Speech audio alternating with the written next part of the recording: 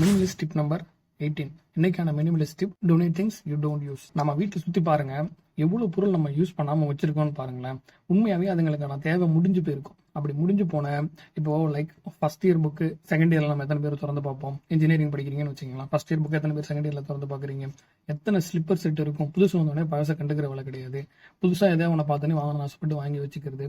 அப்புறம் வீட்டில் எவ்வளோ தேவையில்லாத பொருள், அப்புறம் இந்த குழந்தைங்களுக்கு வாங்கின டாய்ஸ், பொம்மைங்க இப்படின்னு இவ்வளோ பொருள் நம்ம வீட்டில் இருக்கு. இன்னைக்கு முக்கியமான வேலையா என்ன பண்றோம்னா, அப்படி தேவையில்லாத பொருள் எல்லாம் பார்த்து பிளான் பண்ணி எடுத்து வைக்கிறோம். அது தேவைப்படுற ஒருத்தவங்களுக்கு கொடுக்குறோம்.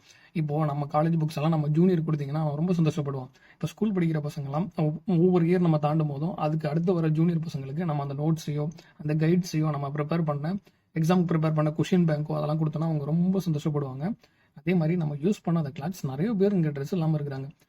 நல்லாவே இருக்கும். ஆனால் நம்ம வெயிட் போட்டிருப்போம், இல்லை வெயிட் குறைஞ்சிருப்போம், அன்ஃபிட் ஆயிருக்கும், அதனால அதை நம்ம யூஸ் பண்ண வச்சிருப்போம். அதை தூக்கி கொடுத்தீங்கன்னா தேவைப்படுற யாரோ ஒருத்தவங்க போட்டு அதை சந்தோஷப்படுவாங்க. மூணாவது விஷயம், நம்ம சமைக்கட்டில் இந்த தேவையில்லாத பாத்திரங்கள்லாம் கொஞ்சம் நிறைய வச்சிருப்பாங்க. இப்போ என்ன பண்ணியிருப்பாங்க, ஒரு சைஸ் வேணும்னு வாங்கிட்டு வந்திருப்பாங்க. இன்கேஸ் 2 பேருக்கு சமைக்கிற மாதிரி வாங்கிட்டு வந்திருப்பாங்க. பட் திடீர்னு அந்த 2 பேர் ஃபேமிலியில் ஒரு ஆள் எக்ஸ்ட்ரா இருக்கும், இல்லை ஒரு 2 பேர் எக்ஸ்ட்ரா இருக்கிற மாதிரி இருக்கும். அதெல்லாம் யூஸ் பண்ணாமல் வச்சிருப்பாங்க. அதெல்லாம் தூக்கி கொடுத்தீங்கன்னா யாரோ ஒருத்தவங்க வீட்டில் உண்மையாகவே அடுப்பெரிய விடுறதுக்கு ஹெல்ப்ஃபுல்லாக இருக்கும். நம்ம தெருவில் நிறைய பேர் வருவாங்க, சார் ஹெல்ப் பண்ணுங்க சார் அப்படின்னு கேட்டு. அவங்களெல்லாம் தூக்கி கொடுத்துடலாம். பாயிண்ட் 4 வந்து ரொம்ப முக்கியமானது, கொஞ்சம் எமோஷனலானது கூட.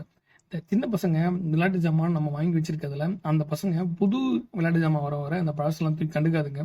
அப்படிப்பட்ட பழைய பொம்மைங்களை தூக்கி இல்லாத வீட்டு பசங்களுக்கு கொடுக்கும்போது அந்த பசங்க அந்த பொம்மையை பார்த்து அதுங்க சந்தோஷப்படுங்க. உண்மையாகவே நம்ம வீட்டில் சும்மா கிடக்கிறது அந்த குழந்தைக்காவது ஒரு சந்தோஷம் தருமே.